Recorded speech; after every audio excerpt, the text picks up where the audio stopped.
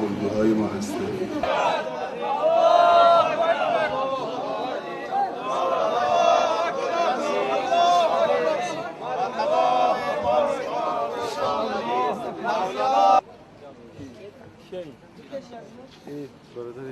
شامدین نوری دیدم شامدین شامدین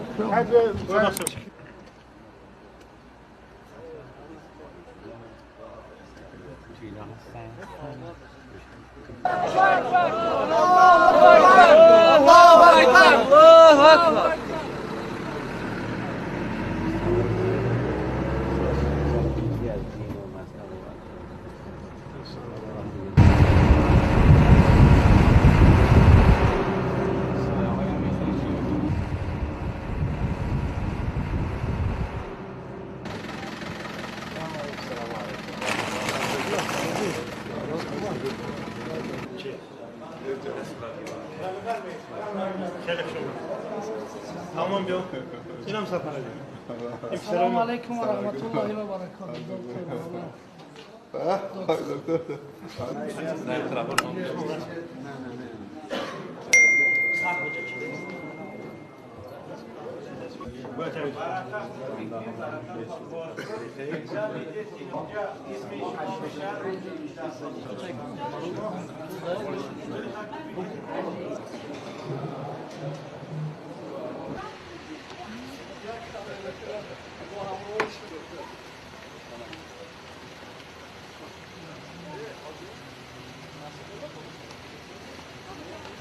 ادبی مورا گپ میزنی؟ جدی من زبانم خیلی ساده است.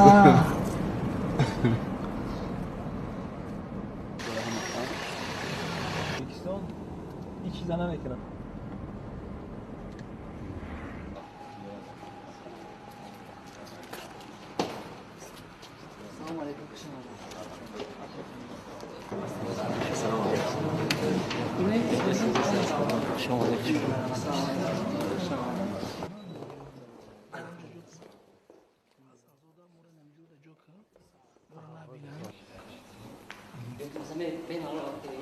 به نام آن که دل کاشانه اوست، نفس گردی متاع خانه اوست.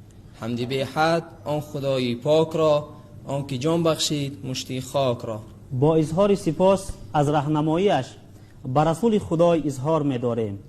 صلوات خدای بر وی باد تا بر روز جزا پیاپی باد. و رحمت خدا بر سراج امت امام اعظم باد که به شرف سال بزرگ داشت و تجلیل 1310 سالگی او ما را مشرف شد که با عالم شناخته عالم اسلام واعظ مشهور و محبوب شیخ محمد صالح پوردیل از نزدیک دیدار ببینیم و شرفیابی فیض صحبتشان بگردیم.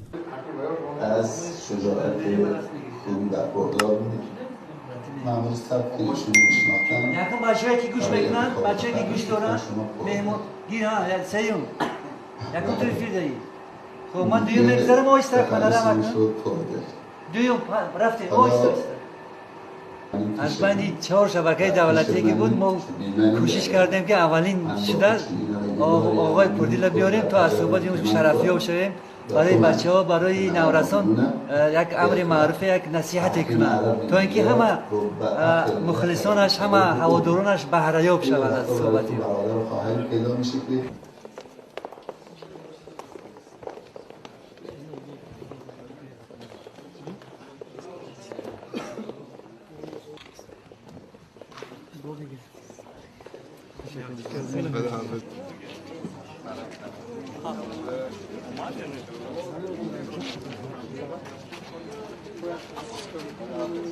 حتما سلام برسونید. نه تو خیلی اومد یک چند خواهرای تومی خیلی گفتن که حتما سلام این چیز امانت بود که به شما رسوندیم. گفتن تو حق ما دعا کنید، شما حق ما دعا باشید. شما دوستان ما خیلی خوشحالیم که شما رو می‌بینیم. این آرزوی دیرینه ما بود. اللهم لك الحمد بما خلقتنا ولك الحمد بما رزقتنا ولك الحمد بما هديتنا ولك الحمد بما فرجت عنا.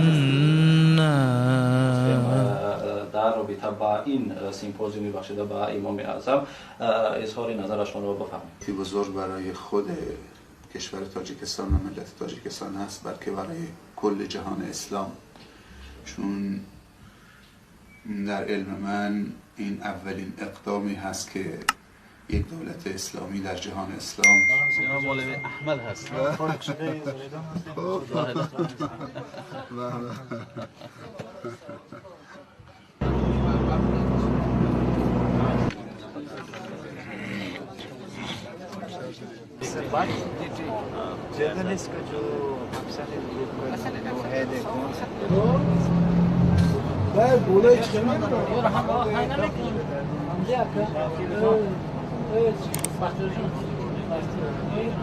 این کوچین هم دارد.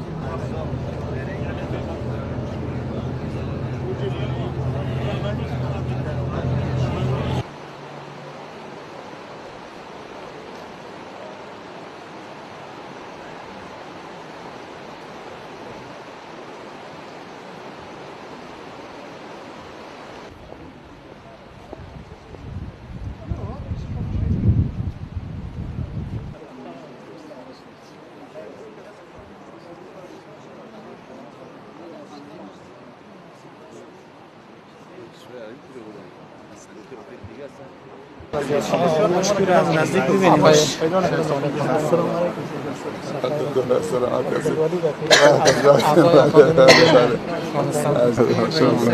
دارالنشای دادگاه اساتید دانشگاه اسلام آباد هندوستانی ها باید بدانند بین وضع هندوستان و شیراز ارتباط خاصی هست. كيف الحال؟ الله يحييكم، ان شاء الله يتقبل منا ومنكم. هذا احنا اللي زرنا بلقاء.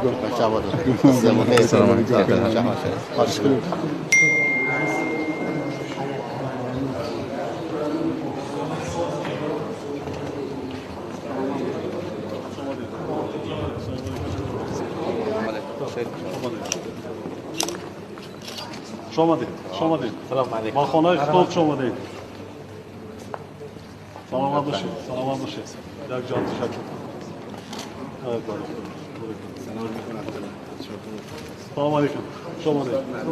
سلام علیکم. بردل هستم. سلام باشید. شما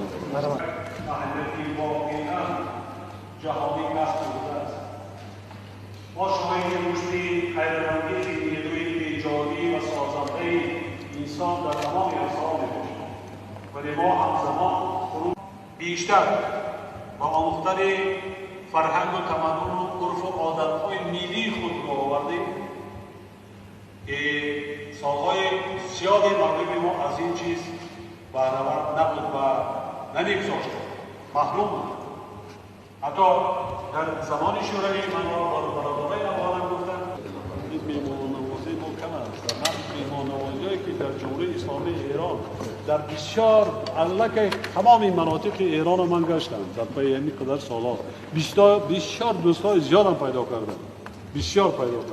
میهمان‌نوازی که در آنجا است از زمین تا آسمان فرق دارد. یکی چیزی که یاد گرفتیم ما از شما یاد گرفتیم. میهمان‌نوازی با همت بلند شما ان شاء الله کشور تاجیکستان به اون جایگاهی که باید داشته باشه ان شاء الله میرسه و شما تازه استقلال یافتید و الحمدلله در این مدت کم پیشرفت شما چشمگیره و این حرکت شما کنفرانس ابتکار شما ان شاء الله مایه عزت هست. این همه علما که اینجا قدم میگذارند و از اونجا دعای خیر کردن برای تاجیکستان تا اینجا آمدن ان شاء الله مایه پیشرفت هم ظاهری دنیوی خواهد بود و هم